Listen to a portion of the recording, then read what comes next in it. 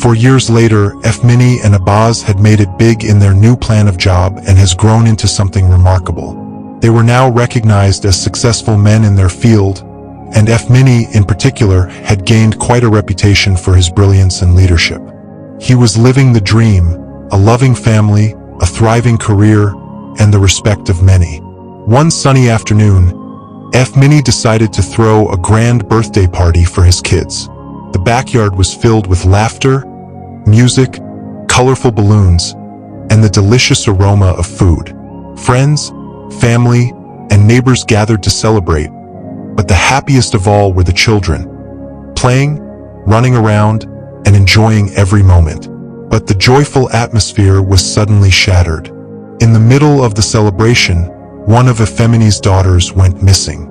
At first, everyone assumed she had wandered off to play somewhere. But minutes passed, then hours, and still no sign of her.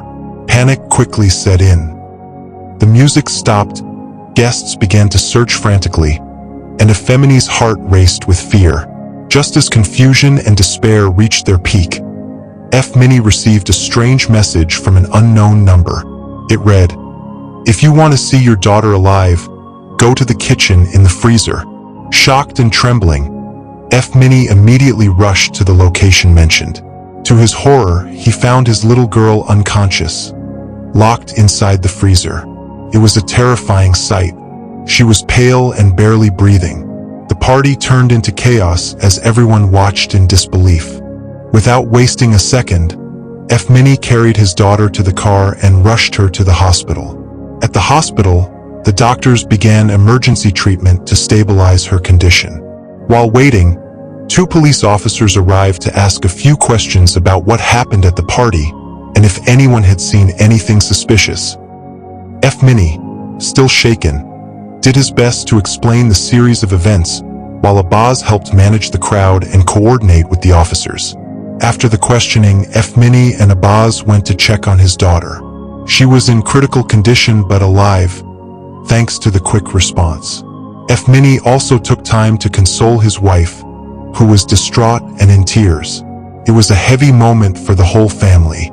Later that night, as they were leaving the hospital room, Efemini and Obozz talked quietly in the hallway. Who could do such a thing to an innocent child? Efemini asked, eyes filled with rage and sadness. Obozz clenched his fists. I don't know, but I swear when I find out who did this, they're going to regret it. For now, though, you need to rest. Be here for your wife and daughter. Efemini shook his head. I'm not going anywhere. I'm staying right here with them. I can't leave them alone after what just happened. Obozz sighed, placing a firm hand on his friend's shoulder. All right. Stay strong. I'll check in later. With that, Obozz headed home, his mind racing with thoughts about the incident. But just as he was driving through a quiet street, a black SUV pulled up beside him, and without warning, gunshots rang out. Obozz swerved sharply, ducking and weaving through the road. It was a planned hit, but he managed to escape barely. Breathing heavily, Obozz knew right away. This wasn't random. Someone was out to silence them. And whatever this was about, it was only just beginning.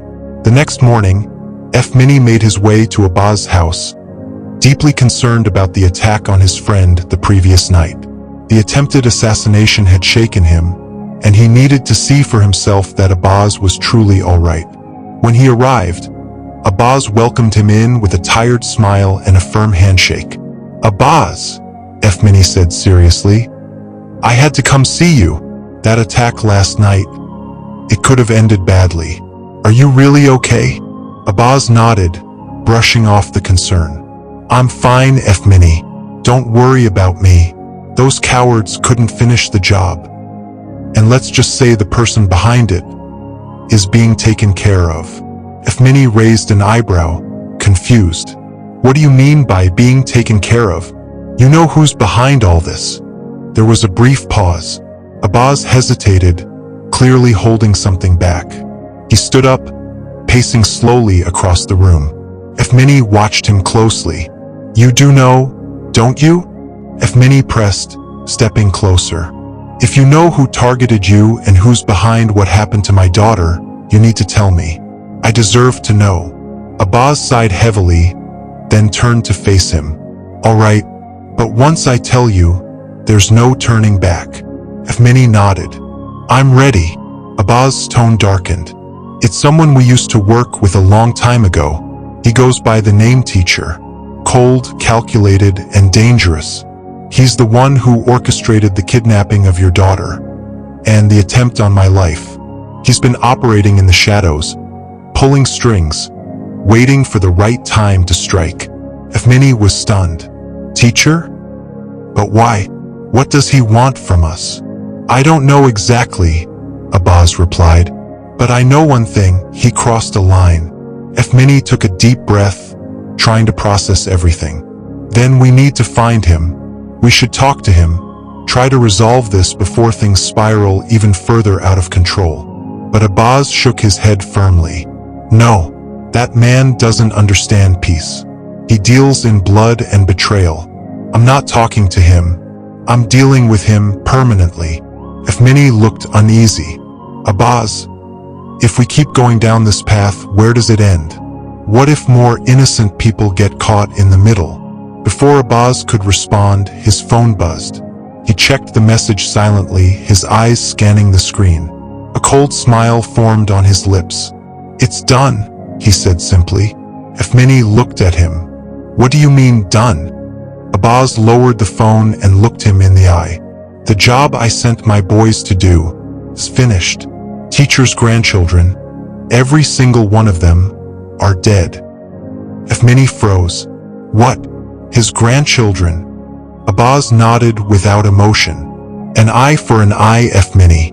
He came after my life, tried to kill me. I hit him where it hurts. That's how this game is played." Efemini's heart dropped. "Obozz, you just crossed a line too. That's not justice. That's revenge." Obozz's expression hardened. "And revenge is exactly what this is. He took a shot at my life. Now he knows what loss really feels like." Silence fell between the two men. The room felt heavier than ever before. Efemini turned away, troubled. He had come hoping for resolution, but now the war had truly begun. Life has a way of testing us in the most unexpected moments. When tragedy hit Efemini's family, he didn't collapse. He acted with urgency and love. When Obozz was nearly taken out, he didn't give up, he stood his ground. But in moments of great pain, we're also tempted by revenge, by choices that blur the lines between justice and destruction. True strength isn't just in fighting back. It's in knowing when to rise above. You may be hurt, you may be angry, you may want to retaliate, but before you strike, ask yourself, will this bring peace? Will this heal me? Will this protect those I love, or put them in more danger? The Efemini's struggle is a reminder to all of us. Don't let pain change who you are. Let it reveal the strength that was already inside you. And in the face of betrayal, darkness, and loss, choose the path that honors your future, not just your past. Stay strong, stay grounded, and remember, the storm doesn't last forever, but who you become in it will.